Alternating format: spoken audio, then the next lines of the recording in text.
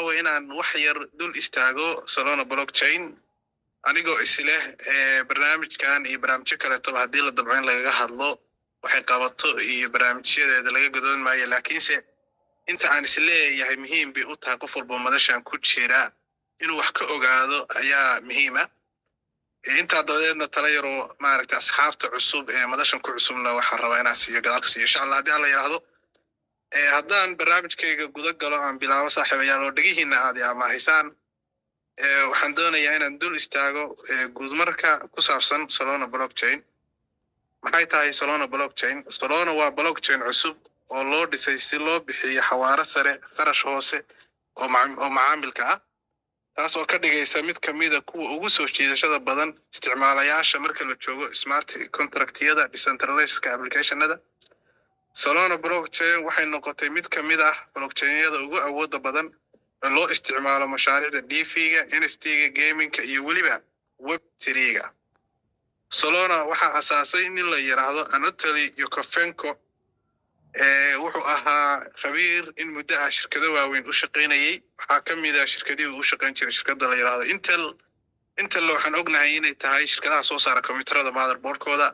runtiina computer qofka bini'aadanka markuu gadanayana wuxuu ku gataa fudaydka iyo maaragtay in computerkiisa xawaare sare u yeesho khibradiisa markaa isagoo ka faa'iideysanaya suuqa blockchain-ka hadduu indho cilmiyeysan ku fiiriyey 2017 isagoo doonaya inuu abuuro blockchain awood u leh inuu ka shaqeeyo adeegyada maaliyadeed iyo kuwa tiknoolajiyada sare ee Solana waxaa si rasmi ah loo bilaabay 2020 waxa weeye 5 sano ka hor ma foga waxayna si degdeg ah ugu guuleysatay inay noqoto mid kamid ah blockchain-yada ugu waaweyn ee xawaaraha sareeya leh muddada 5 sano falsafada iyo ujeedka Solana loo asaasay waxay ahayd ama markii uu barnaamijkaas ka fikiray Solana waxay u tahay blockchain kaas oo leh wax qabad sare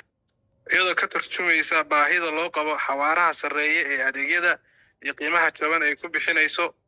marka la sameynayo macaamilada falsafada Solana ayaa ah in la dhiso blockchain awood u leh inuu xaqiijiyo 65,000 transaction per second waxa rabaa halka inaad hoosta iga xariiqdaan 65,000 transaction per second bay bixisaa taas oo ka dhigan in Solana ay ku socon karto xawaare aad u sareeya marka loo eego blockchain-yada kale ujeedada Solana waa inay bixiso platform awood u leh in lagu dhiso decentralized application-ka adeegyada decentralized finance-ga DeFi NFT-yada iyadoo helayo kharashyada macaamilada oo aad u hooseeya iyadoo waqtiyo dhaqso ah iyo wali waqti dhaqso ah tan waxay ka dhigaysaa mid ku habboon dadka isticmaala ee doonaya xawaare iyo waxtar wanaagsan oo la xiriira tiknoolajiyada blockchain-ka Solana waxay bilowday inay dhisto blockchain leh proof of history iyadoo guduulaysa ama iska ilaalinaysa ama wax ka duwan keenaysa proof of work oo markii hore suuqa hore uga shaqeynayay oo BTC iyo shirkado kale oo la mid ah isticmaalaan sidoo kale proof staking-ka iyadana mid ka duwan bay qaaday wadadaas oo waxay soo saartay proof of history blockchain-yada kale ee proof of history waxay u ogolaanaysaa in la abuuro taariikh la isku halayn karo oo aan loo baahnayn in la xaqiijiyo macaamil kasta si gaar ah waxyaabo ay kaga duwan tahay maxaa soo laga duwan tahay blockchain-yada kale haddaan mid isu dul istaagno intaan isleeyahay waa ugu muhiimsanaayeen iyagoo qodobadaasi badnaayeen xawaare sare inuu ahaado xawaareheedu mid aad u sareeya Solana waxay awood u leedahay inay fuliso ilaa 65,000 oo transaction per second taas oo ka dhigaysa mid aad u dhaqso badan marka la barbar dhigo Bitcoin iyo Ethereum marka 65,000 oo transaction ay bixiso Solana Bitcoin oo suuqa uga soo horeysay iyo Ethereum oo iyaduna suuqan uga soo horeysay kuwaas oo leh xawaare hooseeya oo u dhaxeeya 7 ilaa 30 trillion per second 65,000 iyo 65,000 transaction per second iyo 7 gaara iyo 30 trillion per second tirada u dhaxaysa waxaan doonayaa saaxiibadayda faraha fudud inay calculator iyo maaragtay xisaabba intay u qaataan bal ay comment-iga qaybta comment-iga nagula soo wadaagaan insha Allah kharash hooseeya baa kamid ah qodobada maaragtay muhiimka ah ee Solana ay blockchain-nadii kale kaga duwan tahay Solana waxay bixisaa kharash macaamileed aad u hooseeya iyadoo transaction fee-geedu ay yihiin kuwa aad u jaban marka loo eego Ethereum taasoo dhigaysa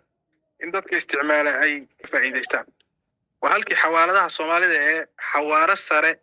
iyo adeeg jaban bay Solana suuqa kula soo shaqo tagtay. Proof of history-ga ay isticmaalaysa halkii laga isticmaali lahaa proof of work ama proof of stake blockchain-yada kale. Solana wadada waxay isticmaashaa proof of history oo u raacaysa in blockchain-ku jadwal dhaqso ah oo ay iswaafajiyaan macaamilada iyada oo aan loo baahnayn in la xaqiijiyo mid walba si gooni ah, taasoo iyaduna ahayd mid waqti gaara qaadata oo gaabis gelisa macaamilkii. Solana waa sidee security-geedu inkastoo ay Solana tahay blockchain cusub oo 5 sano kaliya jiray, haddana waxay si fiican u ilaalisaa xogta iyadoo la adeegsanayo cryptography adag. Marka iyadoo waxay ku shaqeysaa cryptography marka loo fiiriyo maaragtay BTC iyo Ethereum waxaan isleeyahay halkaas waa xogaa looga wanaagsan yahay, laakiin cryptography laftirkiisu waa mid aad u adag oo ay isku dayayaan inay ilaaliyaan. haddaba Solana ma caqabad la'aan kartee caqabadaha Solana blockchain loo soo jeediyay maxaa ka mid ah haddaynu hore ammaanteeda u soo sheegnay. dadka Solana farta ku goda waxay yiraahdaan Solana centralization bay aad u tahay oo waxa weeye dad kooban baa haysta. waxaa jira dhaliilo ka imaanaya qaar ka mid ah bulshada blockchain-ka oo tilmaamaya in Solana ay leedahay heer sare oo centralization ah, gaar ahaan marka loo barbardhigo Ethereum iyo BTC. labadan kale markii loo barbardhigo Ethereum far baa lagu godayo waxa la yiraahdaa war dad gaar ah si maamulo oo waxba kama duwana centralized-kii. sidoo kale Solana caqabadaheeda waxaa ka mid ah network outages hakad shabakada ku yimaada mararka qaybtood. mararka qaar Solana waxay la kulantaa hakad ama dhibaatooyin ku saabsan shaqaynta network-ga iyadoo saameyn ku yeelata isticmaalayaasha marka DeFi application-ka ama la sameeyo NFT drop weyn la soo saaro oo ay daneynayaan macaamilaad u badan. sidaad la socotaanba Solana markii la soo saaray coin-kii Trump waxaa ogeedeen in Phantom uu awoodi kari waayay macaamilkii badnaa ee ku dhacayay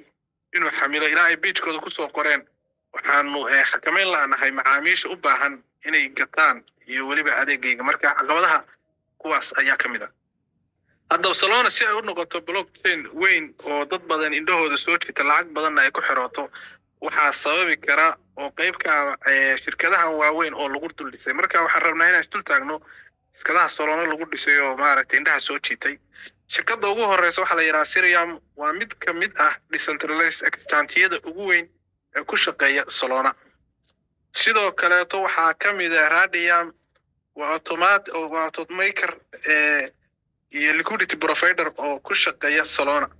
marka market makerska ayaa inta badan isticmaala oo suuqa inay marar badan waxaan aragnaa jihooyin kala duwan loo diro la yiraahdo jeeb weynayaal baa suuqa soo galay.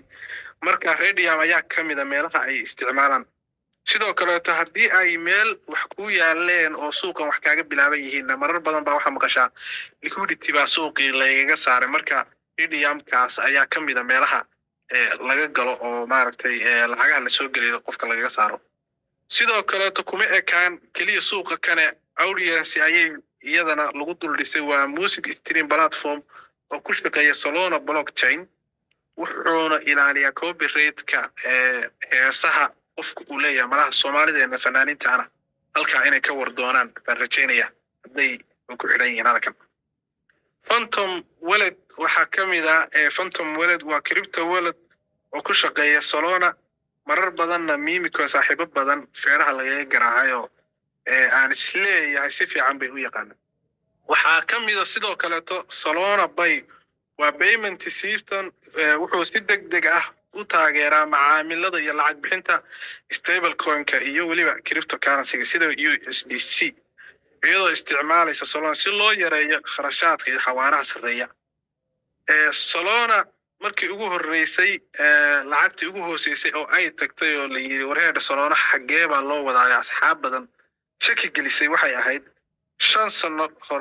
sano ka hor bay ahayd waxay bishii May 11keedii 2020 ninkii maalintaas soo xaabsaday oo aan isleeyahay rag badan oo hoosta fadhiya waa ka mid yihiin dhoosha ayay ka qusli doonaan. All time high-ga Solona maanta ay gaadhay waxa weeye 294 mana dheereena waxay 19 January 2025 waa 4 bilood ka hor. Asxaab badan oo halka ku jirtana waxa isleeyahay qaybtood keed bay ka dhigteen, qayb kaleeto waxa weeye waa ku aroosteen guryo iyo maaragtay waxyaabo badan bay ku bahalkaysteen. Marka blockchain-ka Solona si guud haddaan isku soo xoraamiyo waxa ay isugu soo biyo shubanaysaa qof walba oo business iyo ganacsi furayaana uu marka uu furayo uu ka fekeraa inuu keeno adeegiisa oo hufan xawaare sare leh iyo waxa weeyaan qiimo jaban. Marka qiimo jaban iyo xawaare sare la isku waabaa la yiri laakiin Solona waxay leedahay anaa idin haya